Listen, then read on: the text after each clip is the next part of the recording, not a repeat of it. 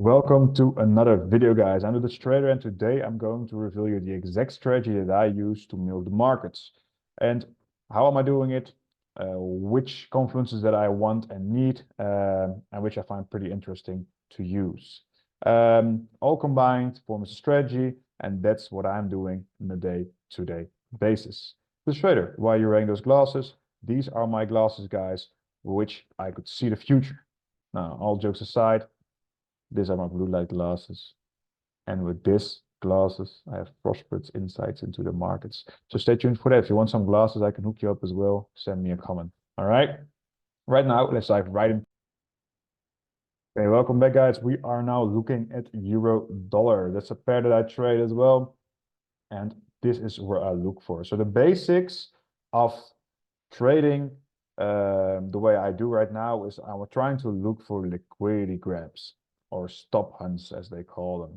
And what is a stop hunt? Well, the bigger guys will need some more liquidity, a deeper book, right, to fill their bigger positions.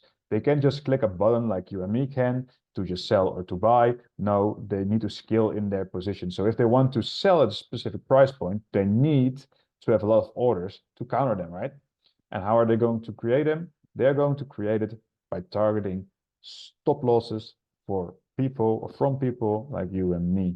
And where does the average retail trader put their stop loss, guys? Below highs and lows, below trend lines, specific supply and demand areas. Those are areas that are going to be targeted by those players. So let's dive right into the market and let me show you what I mean. So for buyers, right, if you want to buy the market, let's say from this standpoint, where is liquidity situated? It's situated right here on this low, the equal lows here. There's a lot of liquidity in there. There's liquidity there, there, and so on. So right here are stop losses for people who are buying in here. Right here are stop losses for people who bought here. And then again, people who bought here, you put their stop losses there, etc. And those are areas that are going to get targeted. Because as you can see, all those orders for buyers that want to swing their position are being stopped out before the move to the upside happens. All right. That's pretty interesting. Why is that? Because the bigger people who want to get into buys as well, sell price down, make it all efficient, and then enter the market for buys. And then we can really move. For sellers, it's the same thing. So where are stop losses for sellers? Here, here, here, here, here, here, etc. Right? Those are stop losses for sellers. For buyers in the same area, let's say people want to buy as well. Where are the stop losses? Here. What happens? Boom, it spiked, boom, move. New stop losses are there. Boom. Respected, boom, pushed out. Again, boom, pushed out. You see, every time they get there, there is a small reaction off of it, as you can see. So for buyers as well, here's your stop loss. And the only buyers who get into here or something, those are the ones who got protected and got the full move to the upside. All right.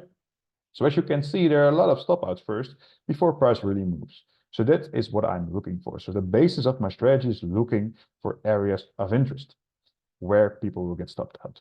So this was a trade, this in here, from yesterday, where we bought euro dollar. And why did I buy it? First, we have the Asia range here. What's pretty important to me as well, because the Asia range is accumulating a lot of orders 9 or 10 times. It's like a little ping pong, going up and down a lot. And then you get the move in London and in New York. Those are session times. If you want to learn more about session times, send me a comment. But from here, we want to look for liquidity. And where's liquidity? Below highs, or below lows and above highs. So let's say if I'm making up my charts, I'm going to do it like this. Boom. These are my highs. Let's just do it with trading view. That's much more clear. So let's do it like this. Boom. Where's my liquidity? Liquidity is in here. It's already been picked up by the Asia range. So the Asia range high becomes the liquidity right now.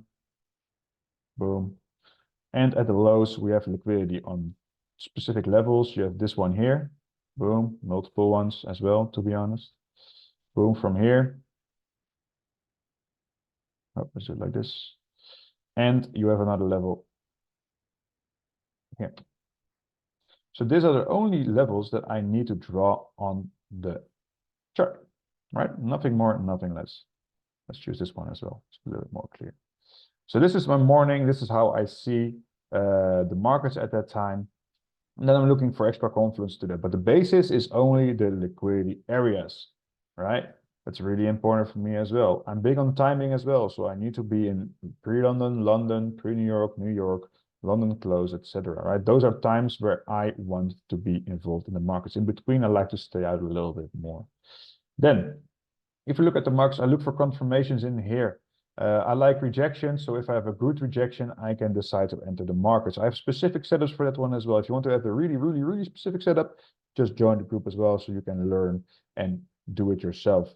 But from here, I like to enter the market. So what I did was when I saw this move happening to the downside and I would like to buy, as you can see as an extra confluence, you have the break of structure and change of character right here as well. Right here, so we are in a bullish market.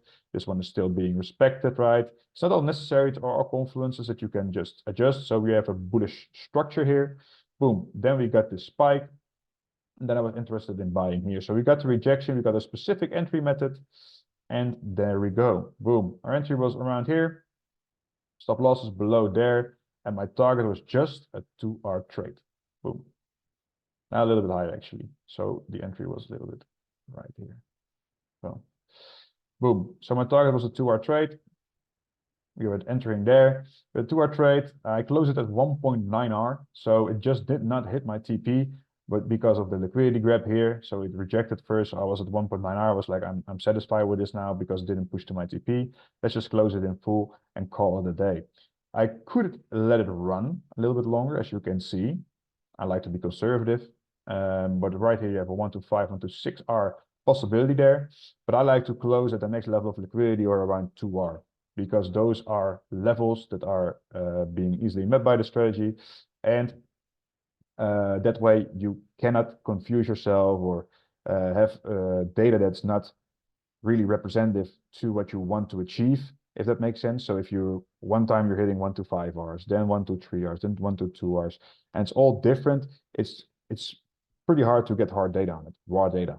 And with 2-hour trades, at least, it will give you specific outcomes. So now I'm targeting 2-hour or the next liquidity level, one or the other, right? And here it was both on the same level.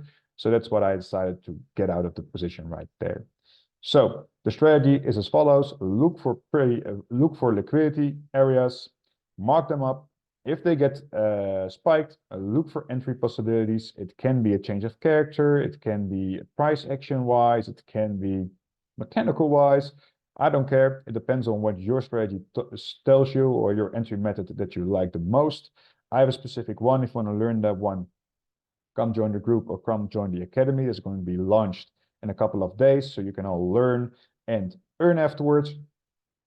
And if there are any questions regarding what I just told you or regarding the academy, drop them in the comments below and I will be happy to answer them. See you guys in the next video. Ciao.